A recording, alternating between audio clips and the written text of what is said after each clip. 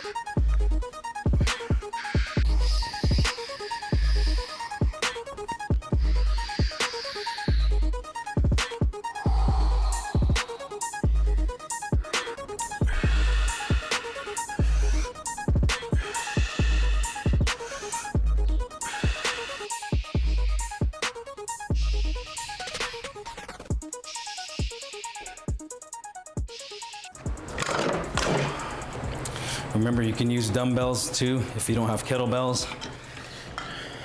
Here we're training mobility, we're training locomotion, strength.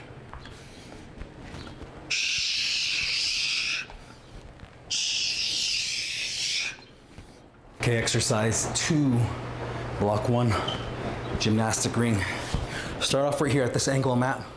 The more horizontal you go, the harder it's gonna be. Left arm right here. See I'm rotating? And I'm pulling.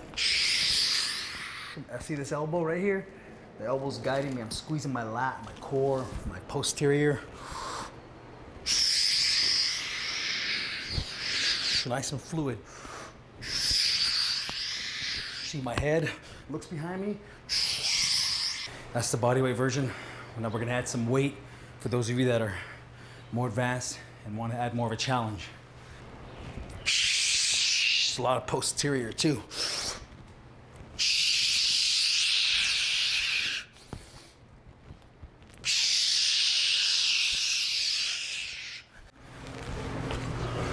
All right, all I did right here was put a barbell across the safety arms.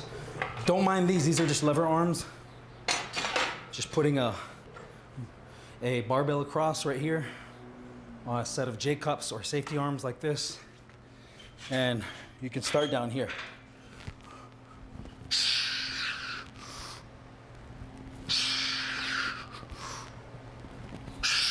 Dragonfly twist.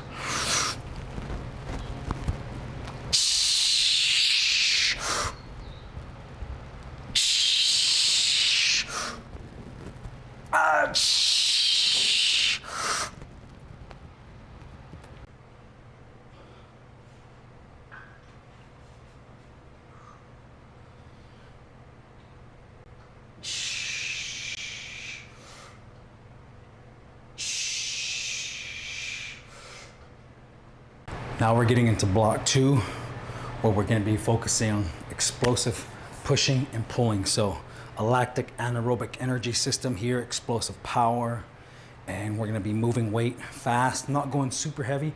But the first exercise right here is the Landmine University style clean and jerk.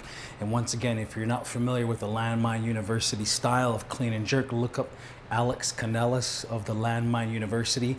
He's the creator of this system right here that I'm using, where it catches in a coiled position. There's a long position, and then you have your short position, then you got the jerk portion. So explosive power, okay? Once again, force production for sprinting, for jumping, kicking, anything like that where you got to explode. We're going, these are short 2 to like 10, 12 second duration right here. So I'm going to start off real simple with my warm up right here.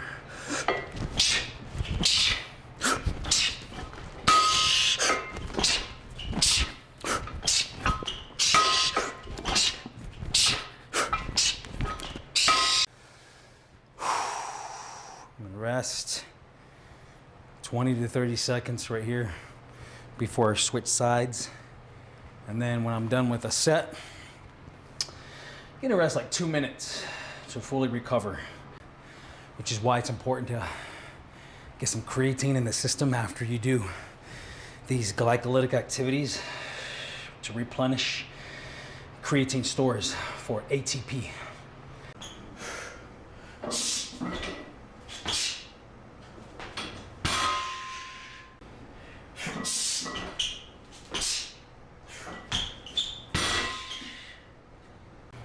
Exercise 2 in block 2, you're going to be exploding off of your back from this position, catching up here in this iso row.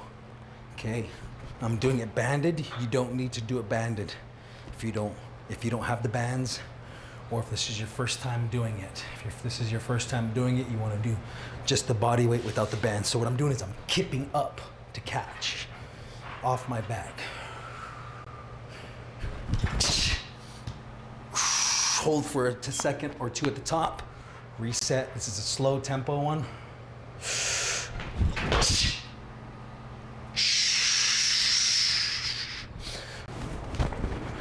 Exercise 3 in block 2. Explosive med ball slam. Starting right here. Pivot from the ground up and then punch that med ball. Now I'm using this aqua bag because I don't have a hard wall. Now if you don't got anything to slam it against horizontally, go ahead and go vertically right here. See how I'm pivoting? See that I'm doing that sort of coiled right there. Okay, so it should be like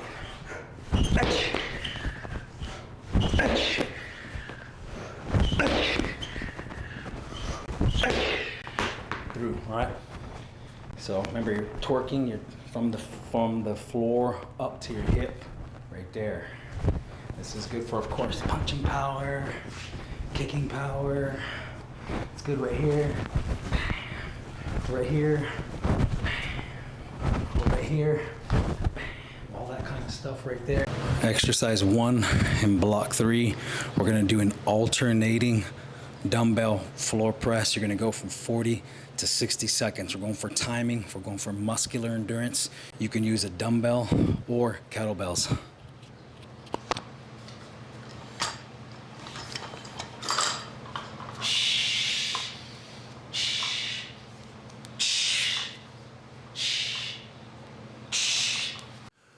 Exercise 3 in block 3, we're going to do a pull-up, but it's going to focus on the eccentric phase, counting to 10 on the eccentric phase all the way down. And you're just starting, you're gonna go 3 to like 5 reps or whatever's challenging for you. So I'm starting up here, 10 seconds all the way down.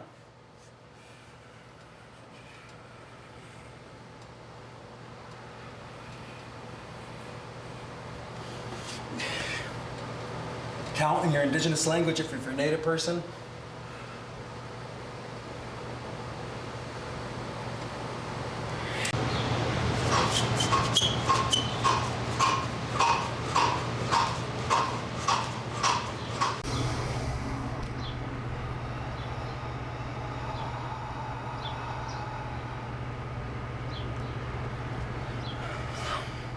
I like to calm my nervous system down after a strenuous workout like that. Calm the nerves, start getting into more relaxed mind state. And now the workout is finished and it's time to move on with the day.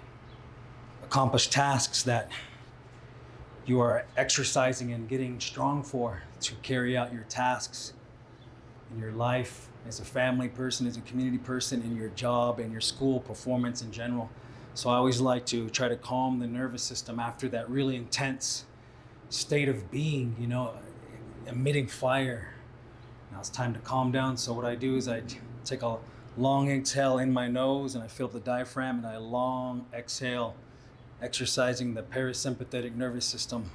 Long exhale. So sometimes I do 5 seconds in and like 7 or 8 seconds out. I'll do several rounds of that just to calm the nervous system. And start thinking about moving forward with the day. This morning when I woke up, I did my meditation as my coffee steeped, and I thought about today, the things I have to do today. I thought about today I'm going to be compassionate, I'm going to be empathetic, patient, I'm going to be a good father, a good husband. And today I had to attend a funeral of a family member. So I thought about being of service, being there for that family, and being of a strong mind, a strong heart, and being grounded, and being, reverent in that way. So I showed up there and tried to emit that energy, when talking to the people there, showing compassion and empathy, and praying for their grieving journey. So how fitness and movement strengthens you for that, because fitness and movement, remember, it's empowering. You're empowering yourself. You're strengthening yourself for your life that you live. And that's what takes it beyond thinking about exercising because I want big muscles or I want to look a certain way. Yeah, that's all part of it. Those are good goals to have. But if your goal for training and movement is beyond that, all that stuff will come with. If your goal for training and movement is looking into the future and thinking about in the future, I want to be feeling empowered. I want to feel strong. And when I'm strong, I'm empowered, I am motivated, and I'm capable.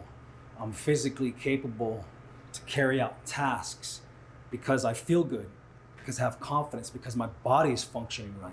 So I can carry out the tasks in the day to help meet the goals of the long run for myself.